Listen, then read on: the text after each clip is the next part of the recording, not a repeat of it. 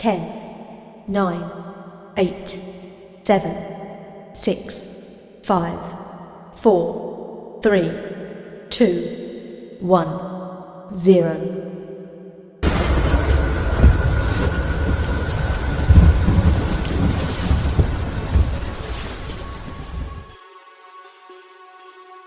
जब खबर उठे के हाँ भाई सिंघम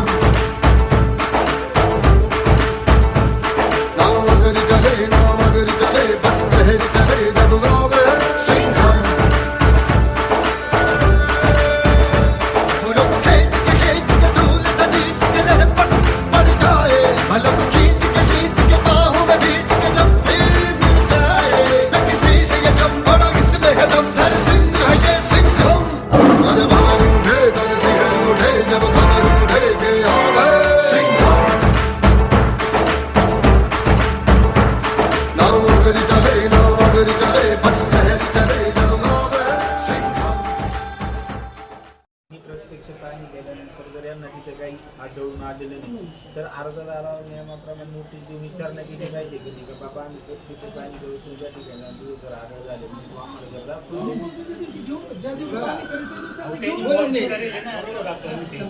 बोलून घेतलं असतं हा विषय झाला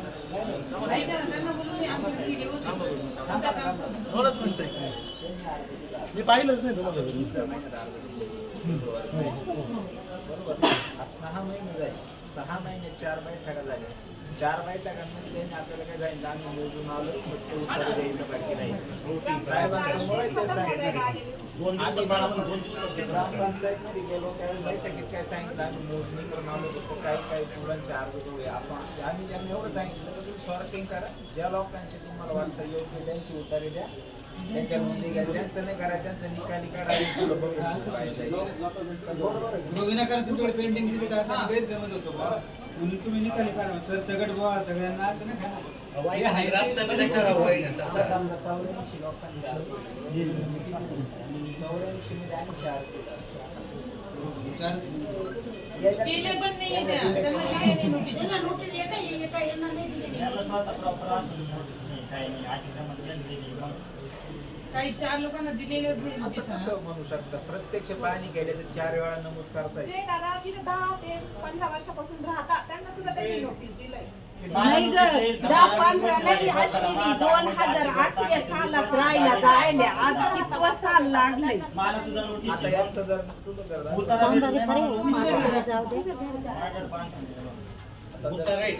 माझ्या उतार आहे तरी मला नोटीस घर पट्ट्या भरल्या तरी द्यायचे मग मान आवता असं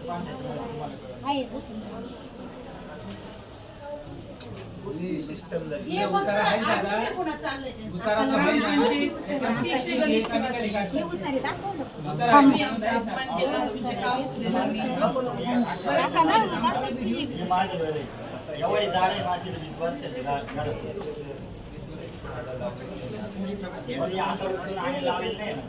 धरी उतारे दाखव धर. उत्तर आहे याचा मग फक्त जाट म्हणून आणि आदिवासी म्हणून एवढं हे करायचं. जनता साहेब याचा उत्तर आहे तर याला असं पत्र देऊ शकता का ते प्रत्यक्ष पाणी दिल्यासाठी काय आढळून या नोटीसना आवर सावक नंबर काढी राहतो 20 वर्षापासून ही शासकीय कर्मचारी कसं काय झाले? या भाऊ याचा अर्थ असा असू शकतो दादा की बुवा ही ऑलरेडी नोंद आहे बरोबर याच्या व्यतिरिक्त नाही. जेणेकरून मला 20 वर्षापूर्वी राहतो ना समजा 2002 पासून 3 पासून असा मला हे द्या ना तुम्ही दिला डायरेक्ट 23 आहे पहा ना आपल्याला हे नोंद कधी करायची आहे मी जवळ आता आपण 3-4 वर्ष तुझी नोंद 22 मध्येच केलेली आहे ना 22 मध्ये केली मला राहून किती दिवस झाले की माझं अरे जेव्हा शासनाचा निर्णय आला तेव्हाच करता येईल ना राजा शासनात विचारा ना आता तुमच्या नेत्यांना तुझी झाली ठीक आहे तुझं झालं. हा, माझं मग तुला झाली बोलायला ना, नाही. संपला विषय. नोटीस नशी आली ना. अरे नोटीस द्यायची चुकीची मी तेच सांगू राहिलो ना. आम्ही कशासाठी पाहू राहिलो आता याला नोटीस कसं दिली पाहिजे साहेब असं नोटीस दिली पाहिजे आता का मुळात तुला प्रत्यक्ष नोटीस पाहणी द्यायची गरजच नव्हती जर आली असेल तर. तुला नोटीस द्यायची गरजच नव्हती कारण तुझी ऑलरेडी नोट त्यांनी केली नाही तुझा विषय जवळजवळ मिटलेला आहे आता जर समजा जे लोकांची नोंद नसेल आपला त्यांचा प्रश्न आहे, त्यांच्याच बाबतीत त्यांनी फक्त नोटिसा करायला पाहिजे. माझा ऐक करा, अशा नोंदी किती जणांच्या झालेल्या आहेत?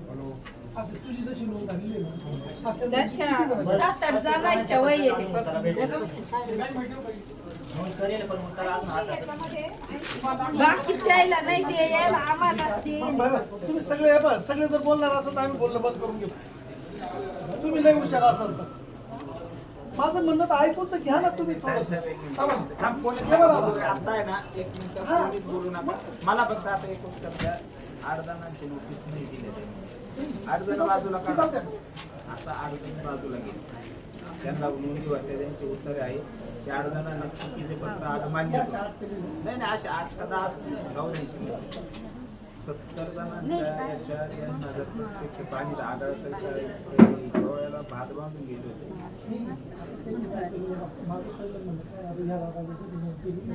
या विषयावर आम्ही त्यांना काय सांगितलं होतं, साहेबांसमोर होतो आणि तिथं प्रत्यक्ष जर तुमच्याकडे आमच्या माणसांकडून झाले असते काढून टाकतात.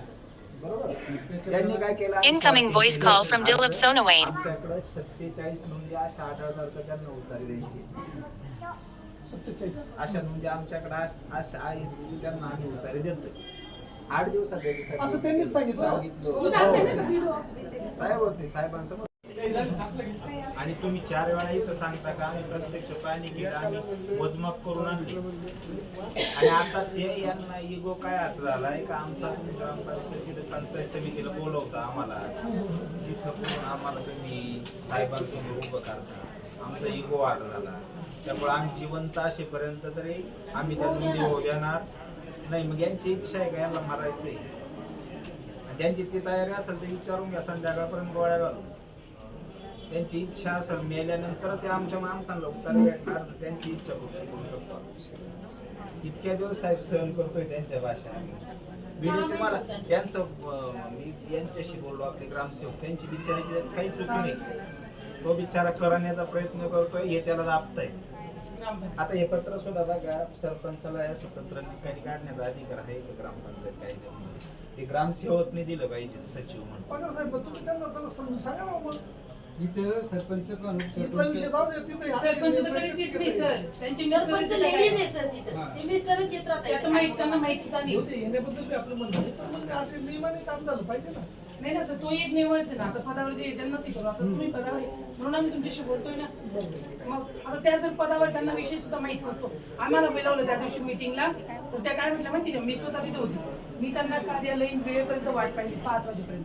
5 वाजेला मग आम्हाला तिथं फोन येत आहे, नाही मला काही थोडंसं म्हणजे बीपी वाढलं, पॅनिक झाले म्हणे, तर नाशिकला अर्जंट जायचं. म्हणजे आम्हाला पूर्ण दिवसभर तिथे बसून दिलं. कशा करता फक्त संवाद करण्यात, आणि नंतर यांना पॅनिक अटॅक वाढत होती यांची.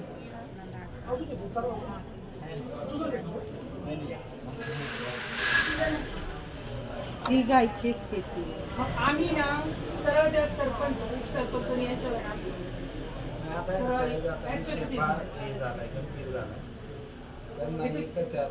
हे असा माझं म्हणणं त्यांचं मागच आहे, म्हणायचं. असा कसा अर्ज बेकायदेशीर काढू शकतो, असा कसा नंबर सुद्धा नाही. आताही कॉल करून बघा सरपंचाला, याची माहिती आहे का तुम्ही? कोणत्या दिनांकाला पत्र दिलं त्याच्यावर दिनांक सुद्धा नाही टाकेल का? तारखा नाही, जावं क्रमांक नाही. मग हे पत्र तुम्हाला पोस्टाने मिळालं का? नाही लागून दिले संध्याकाळी ते शिपायाची.